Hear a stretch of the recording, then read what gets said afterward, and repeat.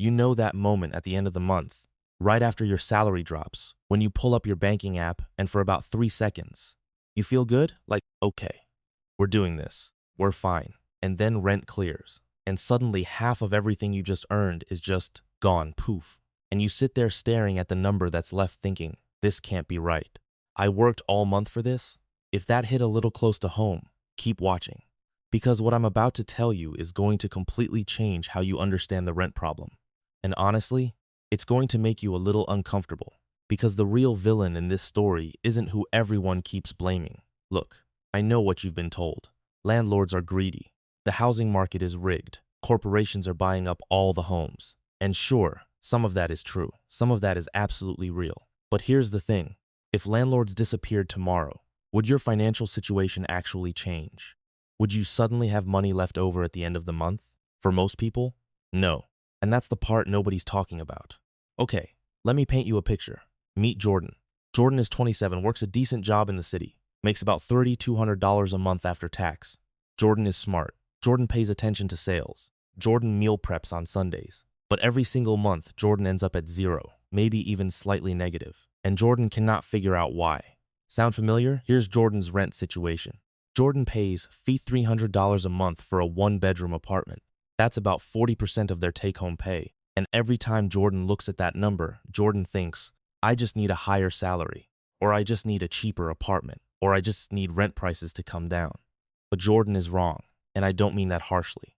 I mean it in the way that matters. Jordan is asking the wrong question, and that's why the answer keeps slipping away. Let's talk about what's actually happening in the economy right now, and I want you to hear these numbers properly. According to a Harvard Joint Center for Housing Studies report, nearly half of all renters in the United States, 49%, are classified as cost-burdened. That means they spend more than 30% of their income on housing. Almost half of all renters. This isn't a fringe situation. This is the norm. In the UK, research from Shelter found that private renters spend an average of 34% of their income on rent, and in London, that number jumps to over 40%. In Australia, renters in Sydney are spending close to 30 to 35 cents of every dollar they earn just on keeping a roof over their heads. And in Nigeria, South Africa, Ghana, across the continent, urban renters in cities like Lagos, Nairobi, and Johannesburg are often spending between 40 and 60% of their income on accommodation.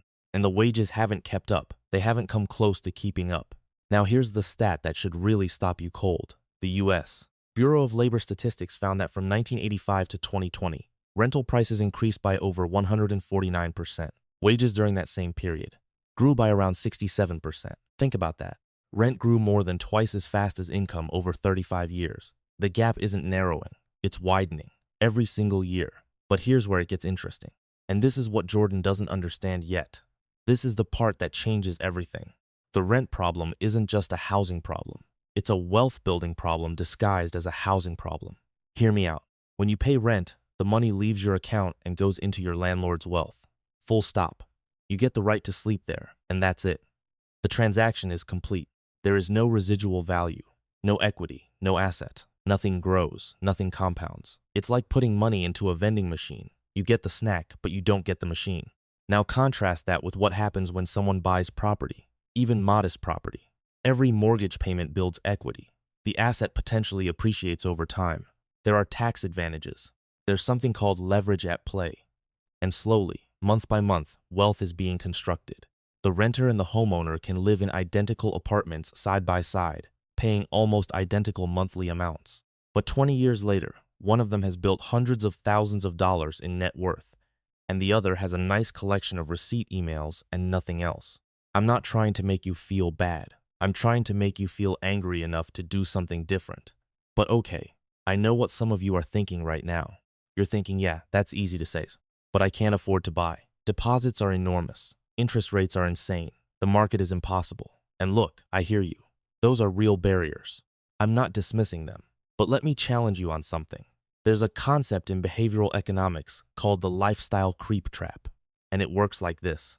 The moment most people get any kind of pay rise, their spending rises to match it almost instantly. New salary, new apartment, new phone plan, new subscriptions, new lifestyle. The gap between income and expenses stays exactly the same, or gets worse, and rent is almost always the first place where this creep strikes hardest. Because here's what nobody tells you about renting. You almost always rent to your aspiration level, not your income level. Jordan doesn't rent the apartment that makes financial sense. Jordan rents the apartment that feels like the life Jordan wants to be living. The one with the nice lobby. The one in the trendy neighborhood. The one that looks good in the background of Instagram photos. Sound harsh? Maybe.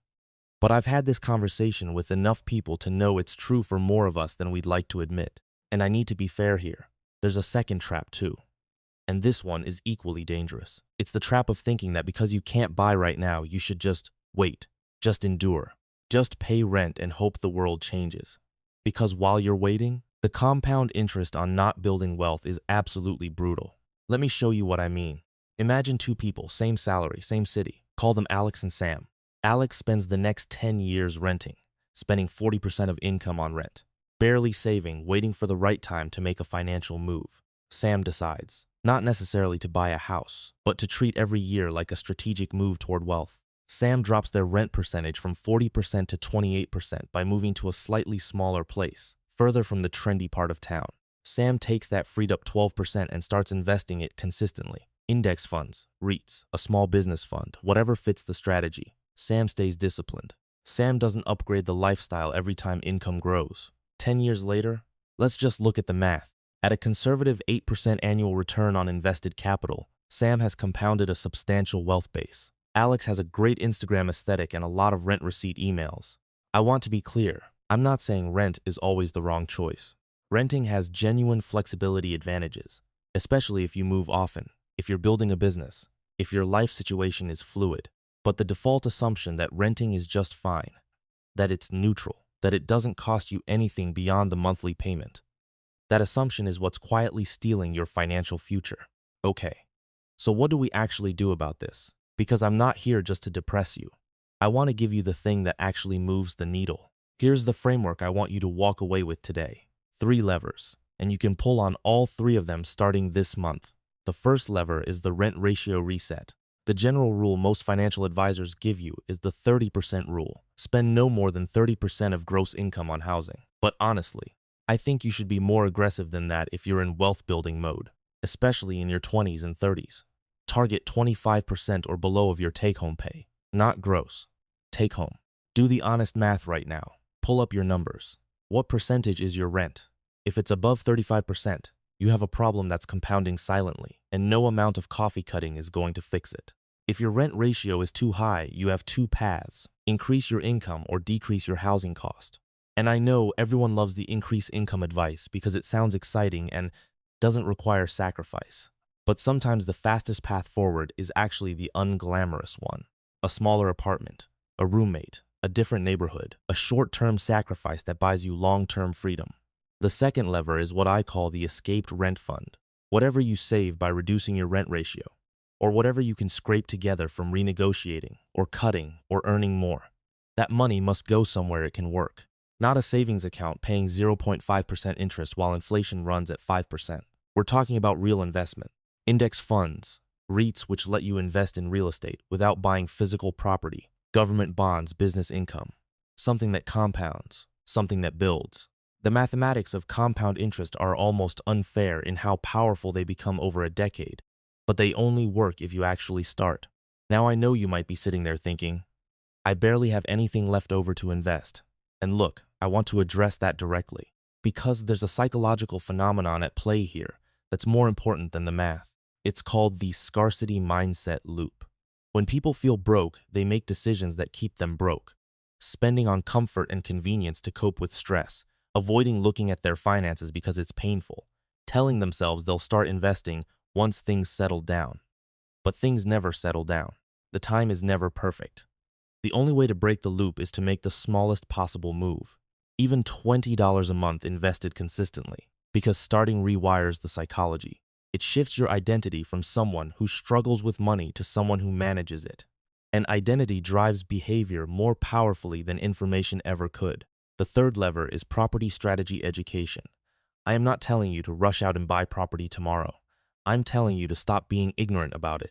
Because right now, most renters don't know what a mortgage actually costs per month versus what they're paying in rent. They haven't compared. They've assumed buying is impossible without actually doing the numbers. They don't understand how a 5% or 10% deposit works.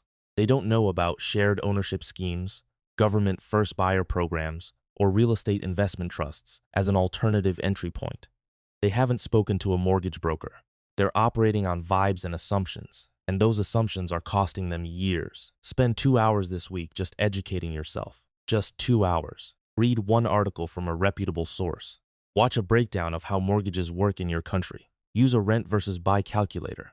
They're free online and they'll give you real numbers for your real situation. Stop guessing. Start knowing.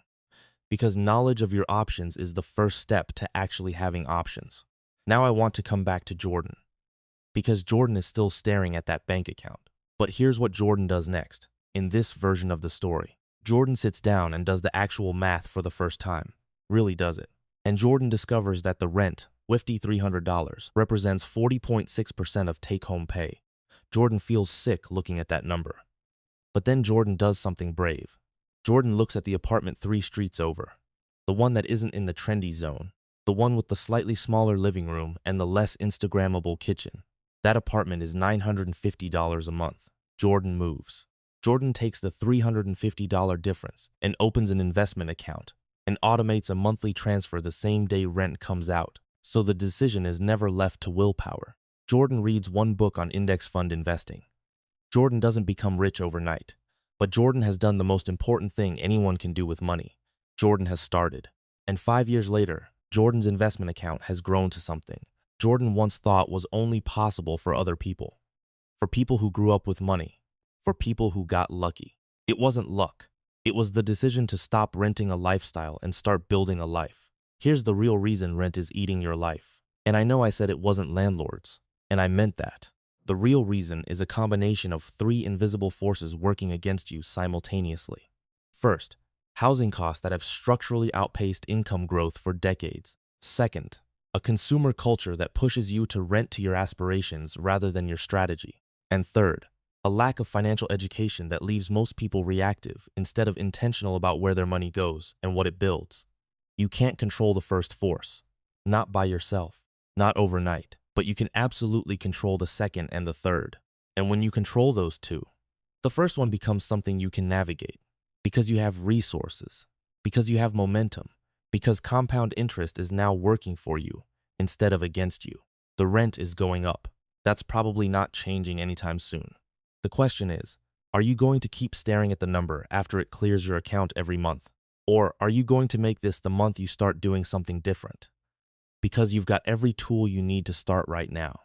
You just needed someone to show you where to look.